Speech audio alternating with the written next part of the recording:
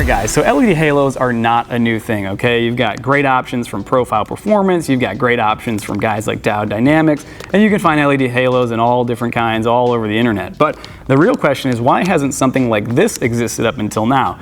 These are the profile smoke rings, and what they do is they'll cover the halo up so that when it's not lit up, you don't really see it when it's unlit, and it gives a much more neutral appearance to your custom headlights when those halos are sitting there unlit in the middle of the daytime.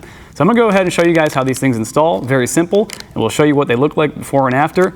And it should be pretty obvious that if you're going to install a set of halos in your headlights, these are a no-brainer.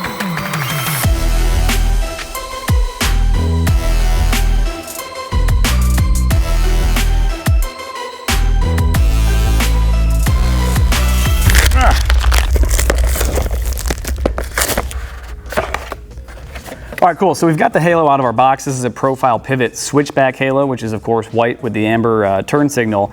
And the first thing that you'll see is that you've got these little mounting ears that are built into the halo. And these things are designed to make it much easier to install the halos onto the front face of your headlight. You see this 370Z here is actually making use of those. But if you look closely, you can see that wire there that's attaching it to that bezel inside the light.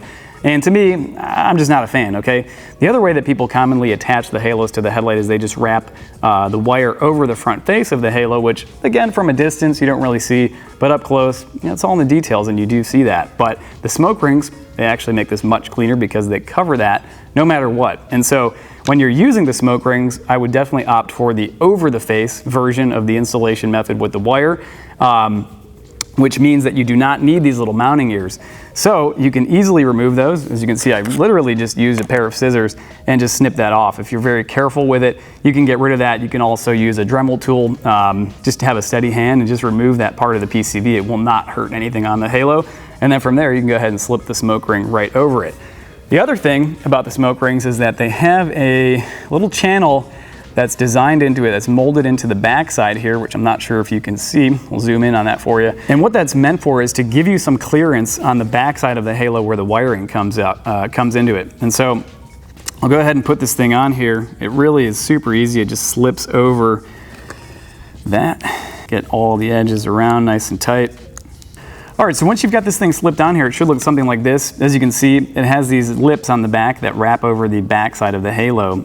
You know, I would think that probably some of you would be concerned about this falling off the halo once it's inside of your headlight, but that's actually not the case, because if you think about it, when you have that fishing line or that wire pulling the halo back onto the surface on the front of your headlight trim, you're actually pinching these lips up to that headlight trim. So there's really no way for this thing to slip off and fall off the front face of the headlight. These were designed specifically for the profile prism and pivot halos. There's two different sizes depending on the diameter you go with or the version you go with, and so they do fit perfectly there.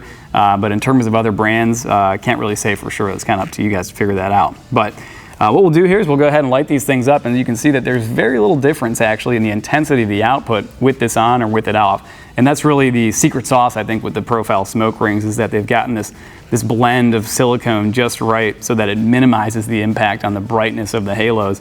All right, so I've got this thing mounted up here. This is the exact same diameter halo that's in this 370Z light, and I'm pretty sure the difference is pretty clear. I mean, the smoked one looks much better. It's not really much bigger in overall diameter, so it'll fit just the same. And you know, I mean, performance-wise, it's going to be virtually unchanged. So you can see what the difference is here. I'll go ahead and light this thing up for you. Boom, and of course you got your switchback with the pivot model. Turn that on and off. Back to white.